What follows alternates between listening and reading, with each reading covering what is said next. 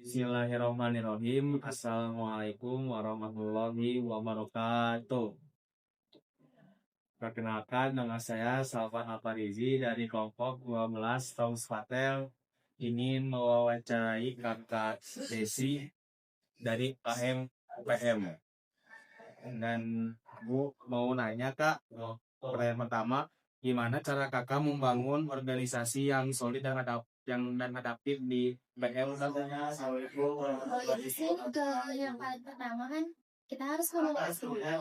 Misalkan apapun itu kan kalau dikomunikasiin pasti berjalan lancar. Apalagi dalam suatu organisasi kan kita nggak bisa diri sendiri. Jadi kita harus terbuka, harus komunikasi biar si jalannya acara itu lancar juga. Terus setelah itu kan kalau misalkan ada konflik kita pasti mengemukakan pendapat anggota terus dipimpin sama ketua. Jadi kita harus pilih ketua yang mungkin apa ya positif dalam mengambil masalah atau adil dalam mengambil permasalahan.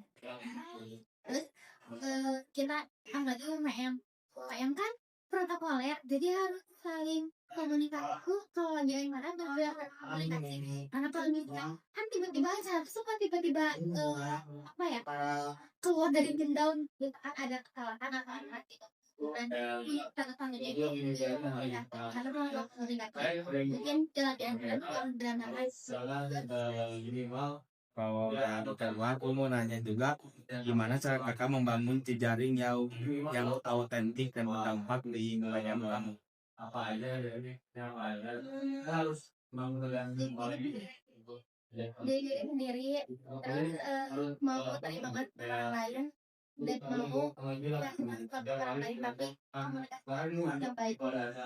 Nah, kalau sikap kakak dalam menghadapi konflik yang ada nempatin, misalnya ada yang berantem, ada yang ini, kakak gimana? Kalau ada yang berantem sebenarnya udah kuliah apa deh jarang ada yang berantem ya, mungkin berantem karena ada beda pendapat aja. Mungkin aku udah kasih contoh konflik kalau lagi ada acara ya kan protokol. Jadi UPM itu udah kan konsuler deh. Di UPM itu biasanya kita suka ngadain protokol tahu konferensi. Jadi itu gabungan antara universitas dengan PNI, Unipba, Unpad, pokoknya semua yang ada kampus di Jawa Barat ini. Nah, jadi karena kita benar-benar karena kita apa ya menjadi mana dari awal kan pasti butuh apa ya butuh komunikasi sama orang lain butuh jalan online karena kan kita juga pasti dari bahas terus kalau misalnya ada konflik itu karena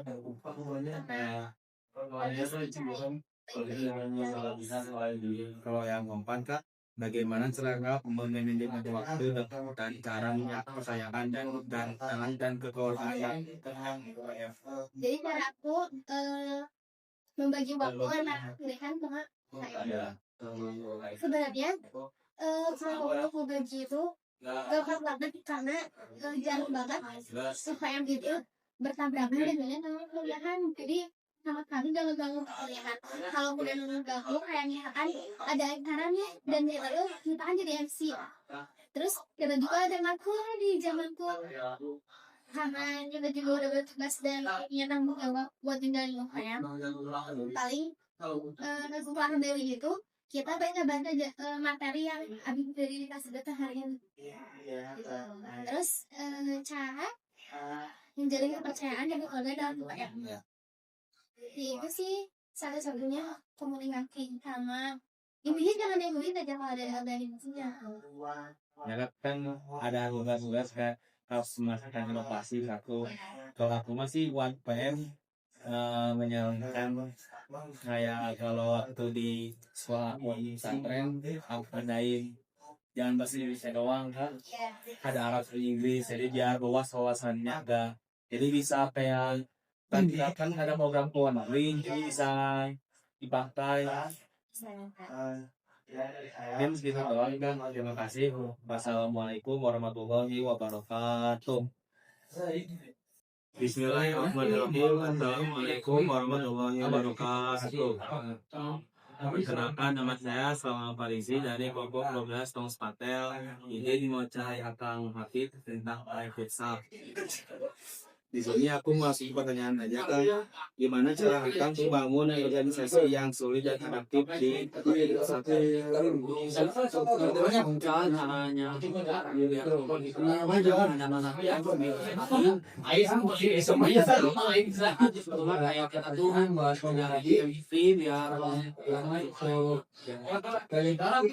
Dan keduanya, Kang, bagaimana cara Akang membangun jejaring yang autentik dan berdampak di untuk itu kita udah hanya latihan bareng misalkan di sini tapi kayak di turnamen antar kampus di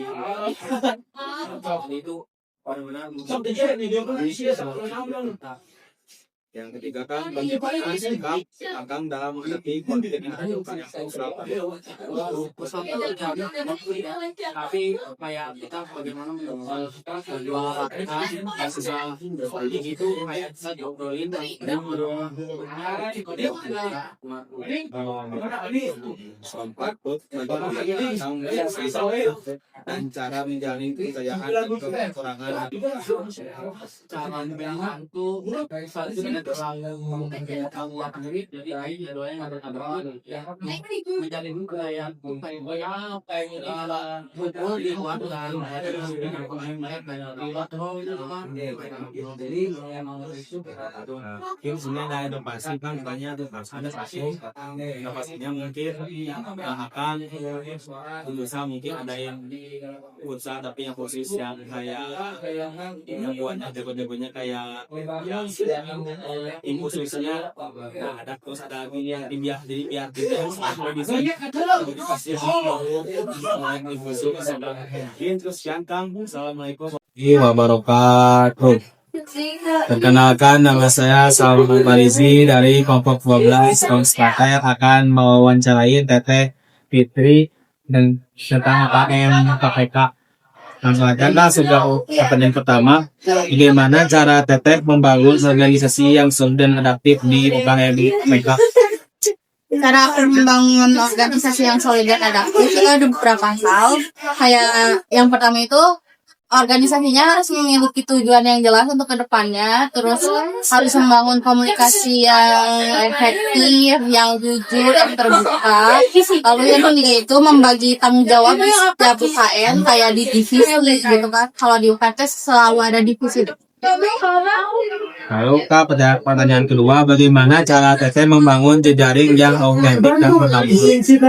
Cara membangun jejaring bisa dimulai dengan kita menjadi diri sendiri, lalu aktif di komunitas yang kita minati, lalu memberikan nilai dan konten yang mengedukasi serta memanfaatkan media sosial. Pertanyaan ketiga, Teh, bagaimana Teteh KPT dalam menghadapi konflik yang ada di UKM KPKP? Bagaimana sikap Teteh dalam menghadapi konflik yang ada di UKM? Sikap yang saya terapkan ketika menghadapi konflik di UKM, aku tidak menyerang personal, gak menyalahkan, tapi fokus pada konflik itu. Terus melakukan komunikasi juga, diskusi untuk menyelesaikan masalah konflik. Lalu yang terakhir, Teh, bagaimana Teteh bisa memanajemen waktu? Lalu bagaimana cara Teteh menjalin kepercayaan dan kekurangan dalam UKM Teteh? Manajemen waktu, saya memprioritaskan kuliah ya, untuk UKM opsional karena tujuan utama saya kuliah itu untuk belajar ya, untuk mengejar S1 gitu. Jadi kalau misalnya tugas kuliahnya udah selesai baru saya aktif UKM. Oke, di sini kan ada inovasi banyak, katanya satu. Mungkin inovasi dari aku tuh cuman kayak mungkin adain di UKM itu kayak seminar kesehatan gitu sama dokter kayak gitu supaya lebih mengerti dan mendapatkan banyak ilmu dan wawasan tentang kesehatan. Mungkin sekian ya Teh wawancara saya. Terima kasih. Wassalamualaikum warahmatullahi wabarakatuh.